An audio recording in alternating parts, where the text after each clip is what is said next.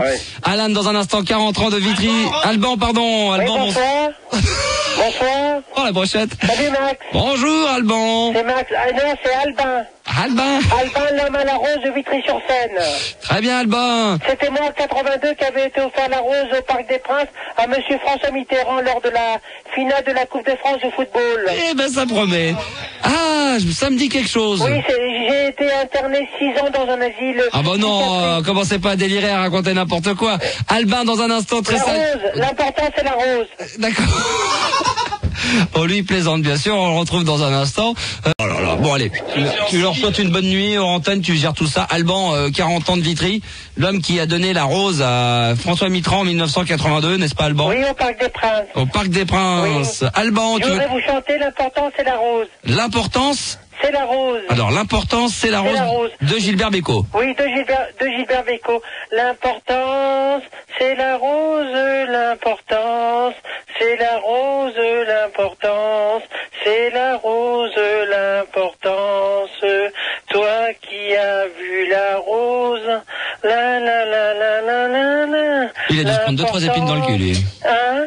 C'est la rose, l'importance, c'est la rose, l'importance, planétaire, la rose internationale, l'importance, c'est l'international de la rose, l'importance, c'est l'international de la rose, y compris, je remercie Jean-Pierre Foucault, l'importance, c'est la rose, l'importance, c'est la rose, l'importance. Qu'on me dise pas que j'ai que des tarés, hein.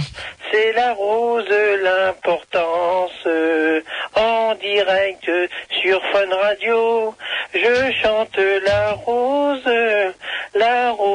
c'est l'importance, c'est la rose, c'est la rose, l'importance, c'est planétaire. Merci. Vive la rose, vive le lilas, vive la rose. Merci Alban. Merci. Merci Max. Merci Max. Oh. Et merci au public de Fun Radio. Merci. Mission en public quand même, hein, Alban. Oui, on est en direct, hein. J'aime bien le direct. Bah oui, c'est la différence d'enregistrer. Oui, c'était moi qui avais embrassé le commandant Cousteau aussi. Il y a quelques années de ça. C'est ça, alors lui, il a embrassé le commandant Cousteau. Et j'étais interviewé avant la guerre du Golfe par monsieur Jean-Pierre Foucault. Bien dans sûr. une émission qui s'appelait Enquête de vérité. Mais je me souviens très bien de toi, puis je me souviens bien d'une émission à l'époque qui était sur la 6, c'était dans les cratères, t'étais avec, comment il s'appelait l'autre là, qui est mort? Hein, Arun Taziev? C'est pas toi qui as découvert le premier cratère avec Arun Taziev? Non, c'est pas moi, Max. D'accord. C'est pas moi, non. Bon, bah non. Très bien. Non. Merci Max, et merci à Fun Radio, et merci à la direction de Fun Radio.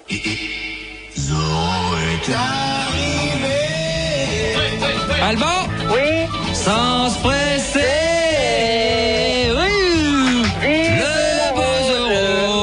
le beau Zorro. Son gros chapeau, Vive ouais. la rose. Oui, exactement. Vive la rose. Vive la rose à Mitterrand. Ouais, d'accord, ok, très bien. Attention là. Rien. Non, y a rien là. Bon, merci beaucoup Alban. Ok. Audrey et Alison, 19 ans, toutes les deux de Paris. Salut les filles. Salut les GG Fils, c'est Vélian. J'ai pas l'habitude là de mettre des commentaires sur les sons que je mets en ligne, mais dans ce cas de figure, ça me paraissait intéressant parce que on pourrait croire que ce fameux Albin est juste un gros mytho qui voulait passer à l'antenne, et en fait, j'ai retrouvé sa trace dans un article de Libération en date du 21 décembre 2000, voilà, qui tend à prouver que ce que nous raconte Albin sur Mitterrand s'est réellement passé. Alors son nom est cité dans l'article, donc je vais me permettre de le dire, de le répéter ici. Je vous mets l'image donc de ce que je vais vous raconter juste maintenant. Donc le 14 mai 82, c'est la finale de la Coupe de France de football au Parc des Princes à Paris.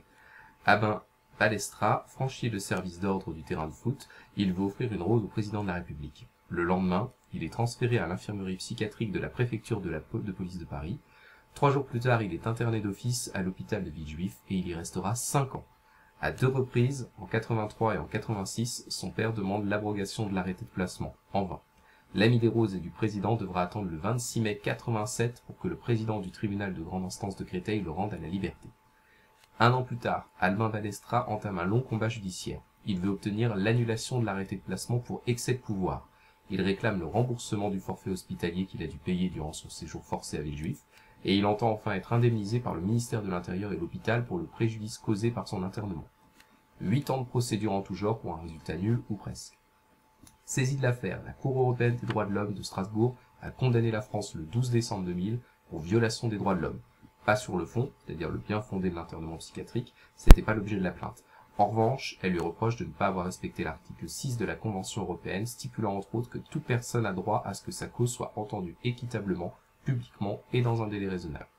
Donc en l'espèce, la Cour européenne des droits de l'homme a estimé que dans toutes les procédures intentées par Albin Balestra, les délais raisonnables avaient été largement outrepassés sans que le gouvernement français ait été capable de fournir la moindre explication convaincante. La France devra verser à l'admirateur de feu François Mitterrand 85 000 francs pour dommage moral et 15 300 francs pour frais et dépens.